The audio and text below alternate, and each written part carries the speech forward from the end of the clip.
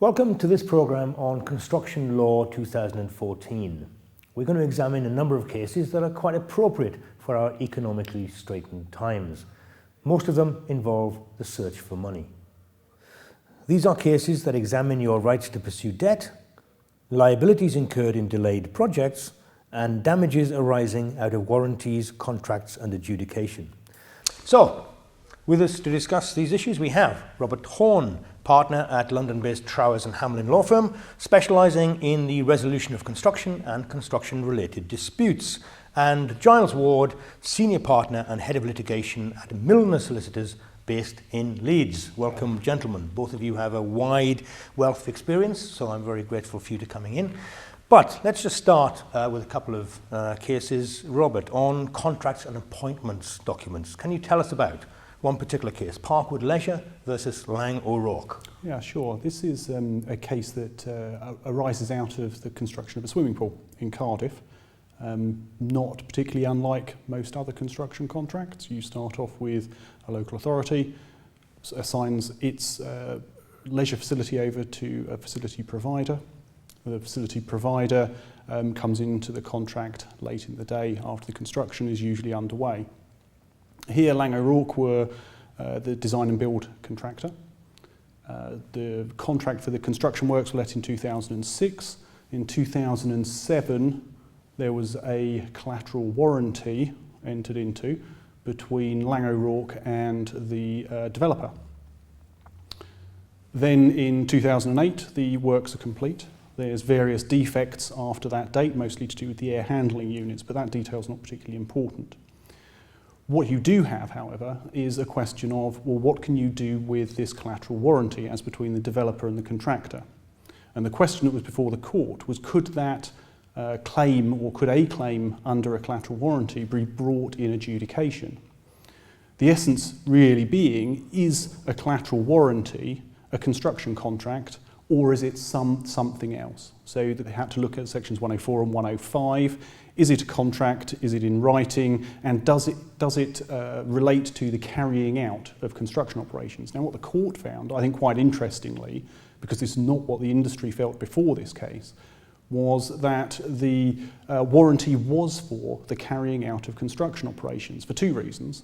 One, you can get there on the interpretation of the Act itself, and what you look for is there a contract and does it relate to the carrying out of construction operations? And I think everyone would accept that a collateral warranty does indeed have some link to the carrying out of construction operations. And then the second point which the court made was very much looking at the terms of the warranty itself, and the wording of that particular warranty related to both past work and ongoing and future work.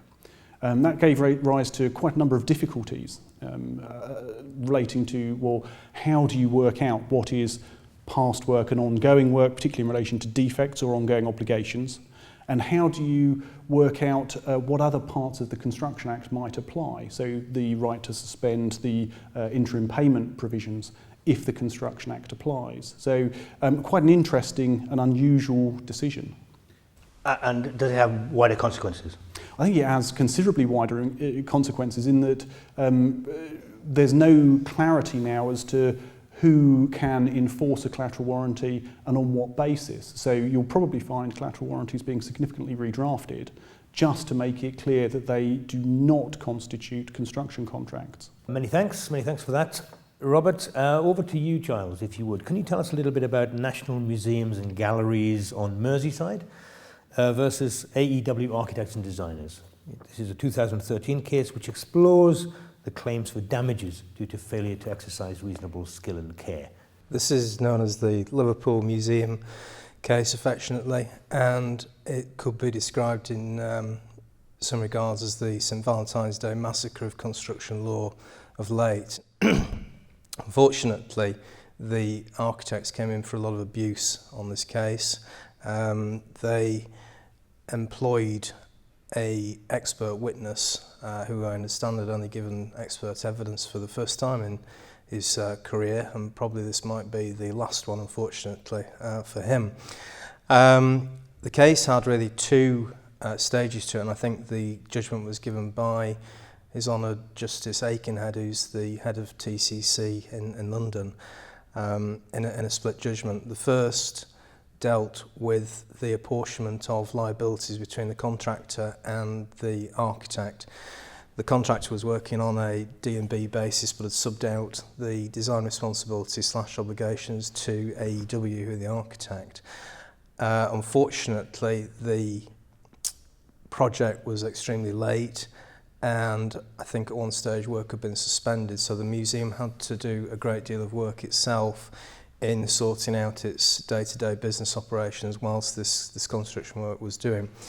Aikenhead decided that the wasted costs of all the staff involved at the museum are actually recoverable from the contractor and the architect in different proportions, and he went a long way in sorting out the contributions respectively between the two of them.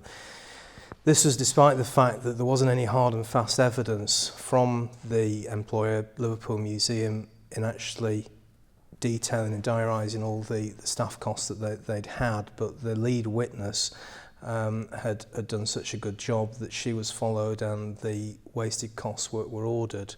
The second part really dealt with the expert witness that was employed by AEW and who His Honour Judge Aikenhead described as wholly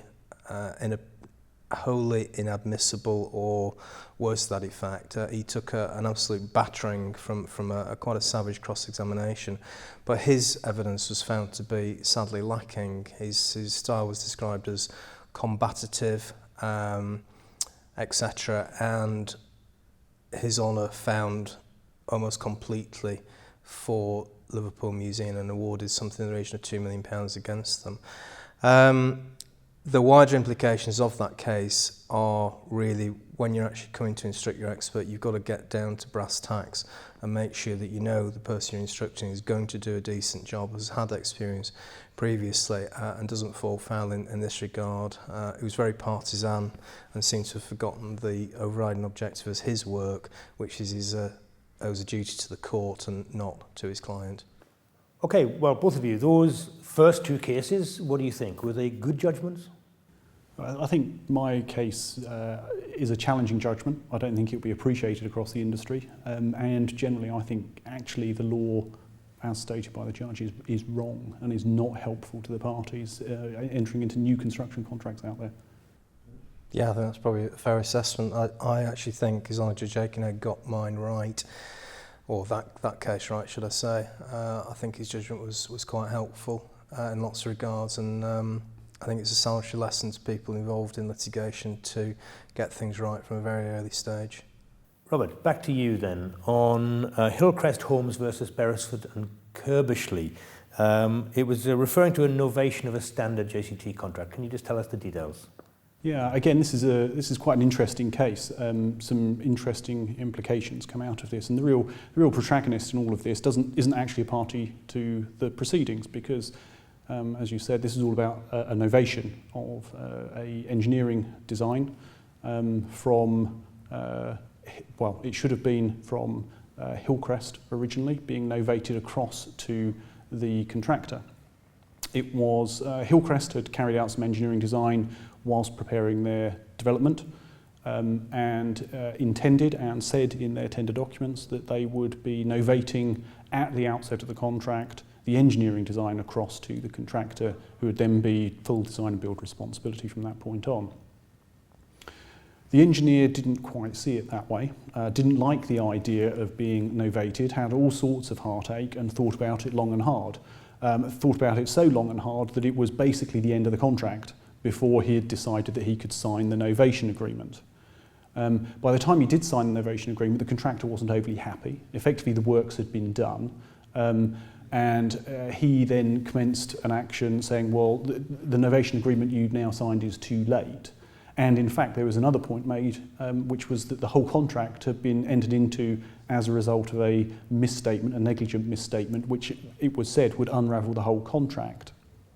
Now, in that case, the judge said, Two things. One, you can't put a question of negligent misstatement to an adjudicator, because that is not a claim that arises under the contract. There's some interesting issues around that. But he then also went on to say that, in fact, that the collateral warranty should have been entered into at the outset of the contract, and the fact that it wasn't can't later be perfected. So even though the structural engineer then entered into or signed off, did his part of creating an ovation, the contractor was perfectly within his rights to say, no, I don't want it anymore, it's all too late. It should have been done at the outset so that the contractor knew he could rely on it all the way through the construction works. So, Giles, another 2013 case. We have Westfield versus Whitehouse. It's about a cash-strapped contractor trying to collect his debts. Tell us a little bit about that. Yeah, here the contractor entered into a CVA, which is a creditor's voluntary arrangement, and previously, before this judgment, the lead authority, even though it's not been looked into, particularly was a case called Mead. Now, Mead effectively would allow the CVA party to adjudicate and then enforce its judgment by way of summary judgment. His Honour Judge Aikenhead, in this instance, said he didn't like that and put the parties on a far more level playing field by saying that summary judgment and subsequent enforcement couldn't go on in this instance, and the supervisor of the CBA had to take into account the potential counterclaim. So, for example, if you had a contractor in a CVA that was owed £100,000, it would previously put its case through to adjudication, then try and enforce its judgment by summary judgment. That put the parties on quite an unfortunate playing field, because if there was a counterclaim by the employer would only get a dividend pounds in the pence against this claim against it. Aikenhead said, no, that's not happening anymore, although I think possibly if you look further it's going to be subject to more satellite litigation. But he did quite a good, in my opinion, trawl through the insolvency law that's indicative of where we are in the industry at the moment, and just picked some holes in it and tidy it up quite a lot. So I thought it was a good judgment. Thanks, Giles. Well, let's move on, Robert, if we could, to a fascinating case concerning late completion liabilities. It's John Grimes versus Gubbins, about an engineer who is held liable for late completion of a project. Tell us about that case. Yeah, I mean, again, a very interesting case, and I think quite unusual, particularly for engineers and insurers, coming to a result which they weren't probably expecting. So what you had here was an engineer carrying out some roadway designs for a fairly ad hoc developer who was effectively a farmer developing a field with social housing and other residential properties on it. Obviously wanted a road to go through it to be approved by a local authority and adopted. The engineer was supposed to be designing that. He made a bit of a hash of it. And I think he admitted in the case that he failed to design it properly, tried to argue that there wasn't a time limit for when he was supposed to complete the design, but that failed. It was held that there was a time limit, a specific time limit. And eventually, the employer had had enough of waiting for his engineering design, got rid of the designer, had someone else come in, and that new designer completed the design some 15 months later than it should have been completed. Now, the timing here is very important because we're around 2006 when this development's ongoing, so just at the beginning of the crash in the property market. What happened was, as a result of the lost 15 months in that engineering design, the whole market changed to quite a significant degree. And while it wasn't found definitively by the court, there was something like £500,000 worth of loss across a £3 million development. So it was something in the region of a 15 to 20% drop in value. And the engineer was held to be liable for all of that as being a foreseeable consequence of his late design. Now, most designers would say, well, but I haven't got control of the market. I can't possibly control all of the variables, and surely I should only be liable for the additional cost of someone carrying out the design which I didn't do at a later date. And the court's been very clear, and in fact, unlike the other cases that we've looked at, this one went to the Court of Appeal. And the Court of Appeal have said very clearly, no, if the consequence is foreseeable, i.e. in this circumstance that the market could change, then it doesn't matter what the size of the loss is, it's the foreseeability of the type of damage. So poor Mr. Engineer, expecting a £4,000 to £5,000 fee, got stuck with quite a large claim against him. So if he'd be completed on time, but the market had collapsed, Yes. then the loss would have been purely the client. Yes, that's the risk a developer takes. Yeah. The risk, but the developer doesn't take the risk on his professionals finishing on time, and that's the key point. So, Giles, finally, let's take a look at the case of BMG Mansfield versus Galliford Try. It's about an expert witness and confidential records. What happened in that case? Yeah, this was an application by one of the parties with regards to the records that an expert witness could have disclosed to the court. It was a bit of satellite litigation ensuing from the main thrust of the case. There was a fire in a shopping centre owned by the claimants. The claimants instructed a Mr. Streeter, who was reasonably getting on in age, and after a mediation that had failed, Mr. Streeter said he didn't want to carry on as acting as an expert witness. He wanted to retire. The allegation was put to the claimants because they had to make an application to amend their particulars of claim, which is not particularly relevant, but they had to ask for leave of the court to use a new expert. The other parties conveniently questioned whether or not they were expert shopping, forum shopping, or whether or not they'd actually felt uncomfortable with their expert's opinion. I think Ms. Neris Jefford QC, on behalf of the architect in the case, put that forward. The application would have been more helpful if Mr. Streeter had given a witness statement himself, and it was left for the senior partner of the claimant's law firm to put that to the court and suggest reasons as to why he wanted to retire, etc. In the end, there had to be a decision on what was disclosed from the original expert witness. Leave was granted to use a different expert, and he was allowed to go off happily into retirement. The real question was whether his draft reports, or indeed any other document that may have contained his opinion, was disclosable. The judge, which was Mr. Edwards, decided that solicitor's notes, contemporaneous notes, attendance notes was not disclosable in this instance, but any previous report in a draft form that Mr. Street had done was disclosable. There's nothing to prevent, in other cases, the privilege of solicitors being waived, and I think that's a point that needs flagging up a little bit. And again, it's just a salutary lesson in when you're instructing your experts, make sure that perhaps your expert's going to finish the job, and more importantly, he finishes it properly.